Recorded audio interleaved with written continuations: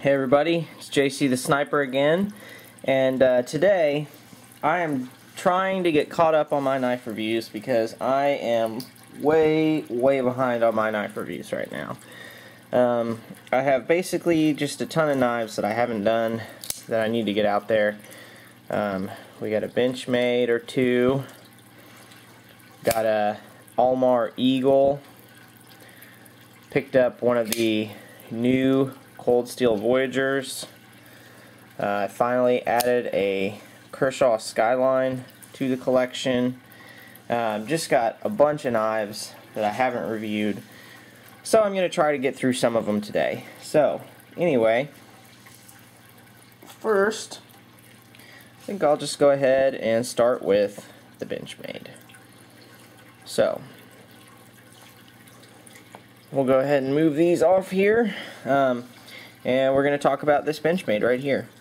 Now this is one of the Osborne design Benchmades, and it is the model 950 Rift, and it's pretty sweet. I bought this, let's see, back in November probably, so I've had it maybe even earlier than that. Anyway, I've had it for several months, been carrying it for a while, and I've really enjoyed it, and I'm going to talk about it a little bit. So, first of all, we'll talk about materials. This is a G10 handle, and it's not particularly high traction G10. It's kind of a medium traction. It's got a little bit of sculpting in there. So not high traction G10, but G10 nonetheless. And the blade is a 154 cm. You can see a little stamp right there. 154 cm steel. And that's a high quality steel. It's not particularly rust resistant, but it's a good high quality steel. It stays sharp and it takes a razor edge, so it's pretty decent steel. I would say it's a high quality steel. I'm happy with it. It's performed well. The only thing that I knock it on is it's just not that rust resistant. I have gotten some little spots on the blade. Usage for this knife is going to primarily be like a hard use folder, maybe a backup tactical folder. This is from Benchmade's Black Class line of knives, so they intend this for law enforcement military usage, and I actually got it from a military law enforcement supply store. You know, they sell guns and knives and everything to military members, law enforcement members, and all that good stuff. So it was in their like LE military cases. So anyway, it's a good knife for that. It's heavy. It's like 6.5 ounces, something ridiculous like that. And that's because you can see here there's steel liners in there. Steel liners in G10, and it's just heavy duty. So it's a serious blade. So the weight may be an issue if you really harp on that. This is one of those things, if you watch Nothing Fancy, he'd probably whine about that because he hates blades that are heavy most of the time. I don't mind it, honestly. I carry this in my pocket. I've carried it for months now, and it's been one of my main carry blades, and I haven't cared. I don't give two craps whether it weighs 6.5 ounces or 4 ounces. When it's in my pocket, I can't tell the difference between 6.5 ounces and 4 ounces. So that's just me. I don't really care.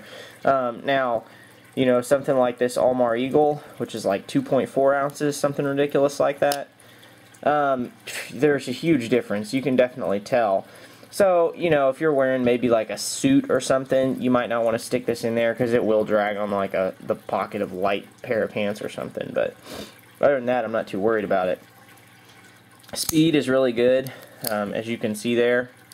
It comes out fast, and it comes out fast with a thumb flip on the thumb stud, or you can always pop it out, just whip it, which is kind of hard to get in camera just because of the way cameras are, but you can just whip it, pop it right out, or you can always use the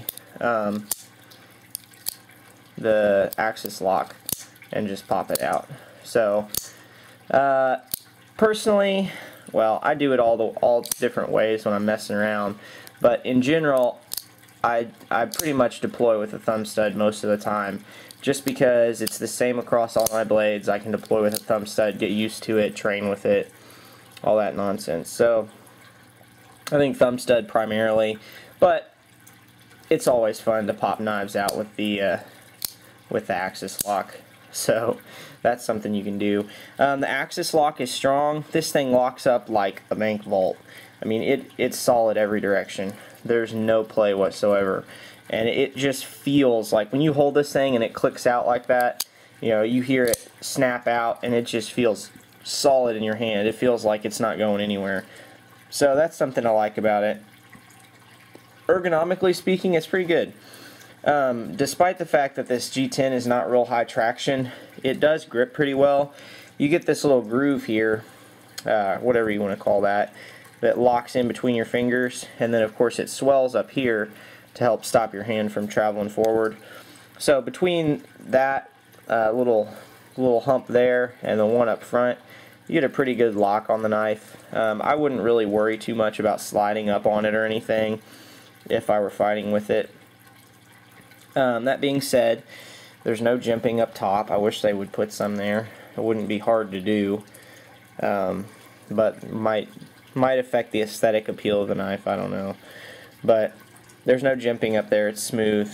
One thing I've seen some people do is put like the skateboard tape on the back there, which would be nice because you can choke up on this pretty well and, you know, do some decent cutting with it.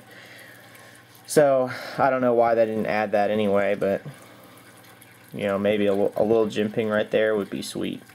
Give you a really good place to put your thumb, because it looks like it's made to rest your hand there.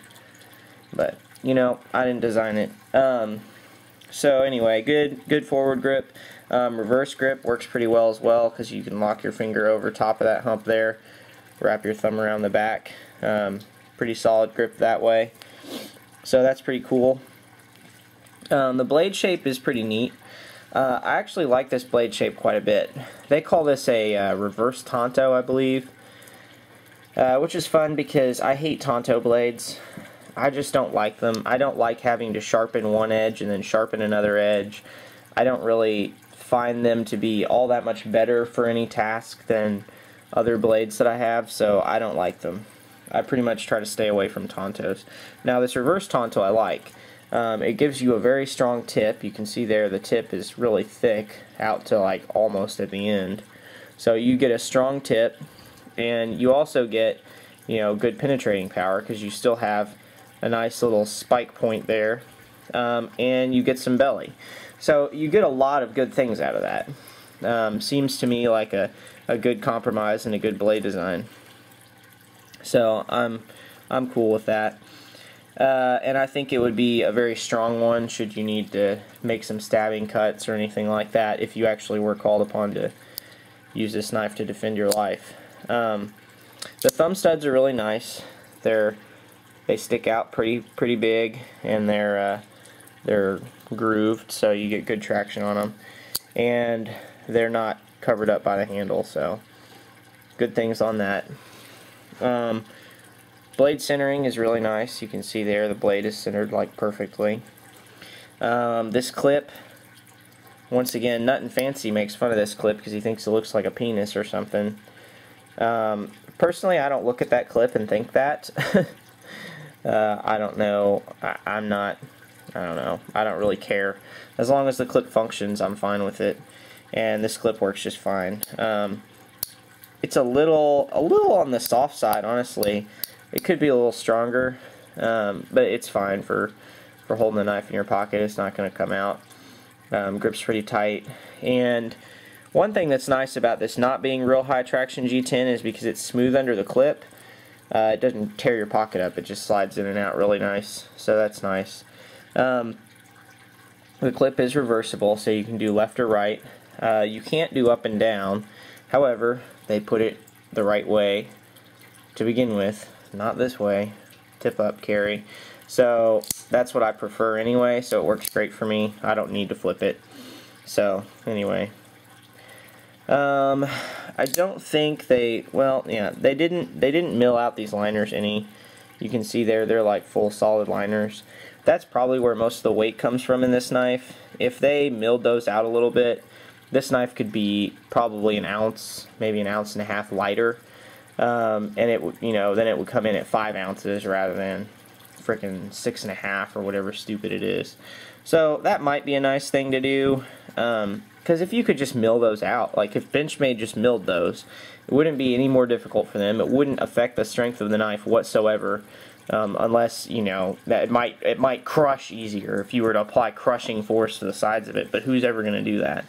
You know, functionally, it's not going to affect the strength of the knife at all, and it would lighten it considerably. So that's something that I would like to see, but, you know, whatever.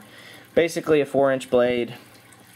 Compare it up against my Voyager. You can see the blade is just a little bit shorter than the old Voyager, and the handle's a little bit shorter as well. So overall length is not too bad.